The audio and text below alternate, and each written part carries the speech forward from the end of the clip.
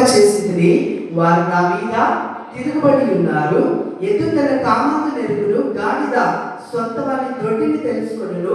ఇశ్రాయేలుకు తెలివి లేదు, నా జనులు యోచింపరు. ఏమని యోచింపరు కదా? వారికి తెలివి లేదు, వారు యోచింపరు, వారు నా మీద తిరుగుబడి ఉన్నారు. ఇలాంటి వారు ఎక్కడికి వస్తున్నారు?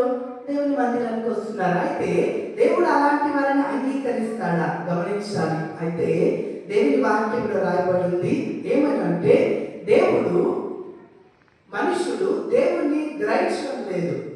ఎత్తు తన కామందు నెరుగును కదా. మనుషుడికి ఏమి లేదు, తెలివి లేదు. ఎందుకు? దేవుని క్రియలను తెలుసుకోవడం లేదు. అవునా? దేవుడు తనను సృష్టించిన దేవుని వదిలేసి వారు సృష్టించిన వాటిని దేవునిగా కొలుస్తూ ఉన్నారు. కనుక వీరికి జ్ఞానం లేదు, వీరు యోచింపరు. అయితే వీరందరూ నన్ను విడిచి నా మీద తిరుగుబడి ఉన్నారు.